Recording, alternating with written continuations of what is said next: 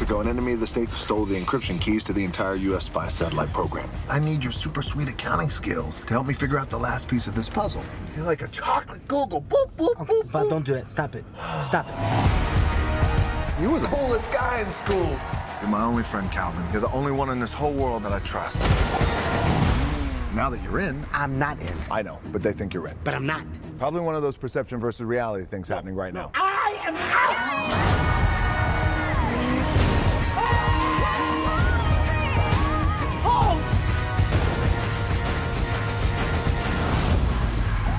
Which car are we taking?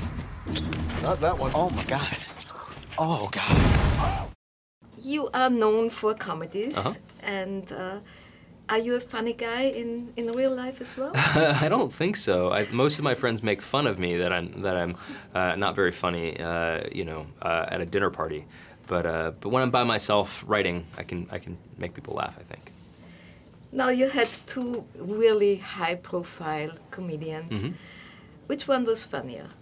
Are you talking about Kevin or Dwayne? And Kevin. Oh, well, gosh, how can I answer that question? I'll just get in trouble. Well, I think in terms of comedy, look, Kevin Hart is, there's not very many people on the planet who are funnier than Kevin.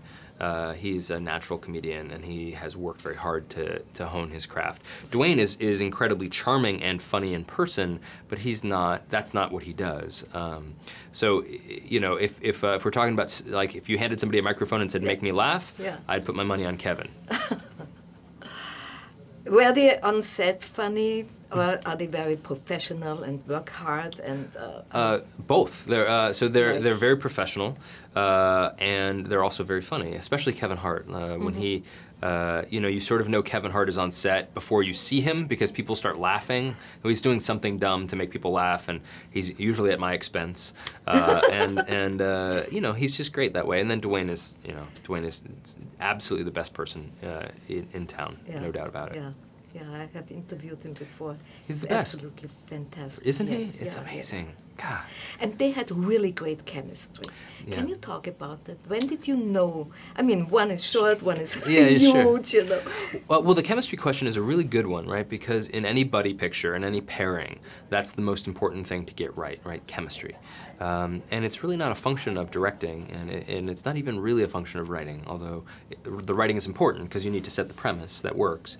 It's really a function of casting, and you hope you get it. You hope you get that magic dust, right? That makes it work, right. Combustible cast, and I think we really did in this one.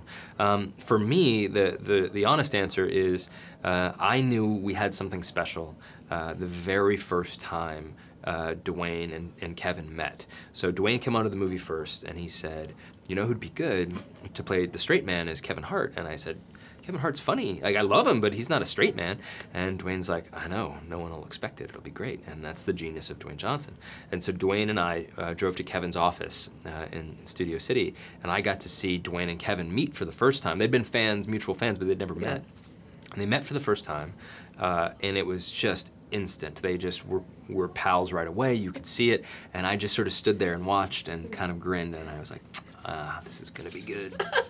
Who broke the ice first? In terms when they first met? Yeah. I think probably Dwayne. Really? But you know Kevin can't. I mean Kevin can't help himself. So yeah, it was pretty quick on both sides. You shot in Boston. Yeah. How was that? It was wonderful. Away from the studios, from everything. Yeah. Well, Boston was great. It was a great town. We had a great crew. They do a lot of shooting there, so it was very professional. I loved the city personally, and I got to be there on the 4th of July, which was very special. Talking about Dwayne again, he's known, you know, as being the nice guy. You cast him basically as a not so nice guy. Yeah. How was that? How did this casting come? Great question. So what was important to me was that to make sure that the audience wasn't sure if Dwayne was a good guy or a bad guy. Like you had to be curious about that. And it's a challenge, right? Because everybody loves Dwayne Johnson. He's always the hero. It's not an easy thing to make an audience believe that he could be the bad guy. But it was important, and part of how we did it was by Kevin Hart Kevin Hart's reaction to Dwayne is what informs the audience to either trust Dwayne or not trust Dwayne or be unsure. So it was very important to get right, and it's a puzzle. You don't know if Dwayne's a good guy or bad guy until the very, very end. I hope.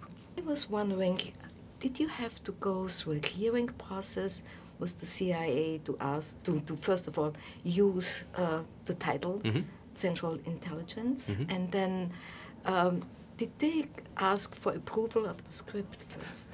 Great question. The short answer is no. We didn't have to approve anything with the CIA. I had a couple friends of mine who know people at the CIA or work with people at the CIA, and so I talked to a couple CIA agents, and they basically told me that everything in the script was completely inaccurate. And I said, but it's funny, right? And they go, yeah, it's funny. And I said, okay, great, bye, click, and I hung up. Evie, thank you so much. Thank you. Do you remember those backflips you used to do? Let's do the flip. Oh. That was so close.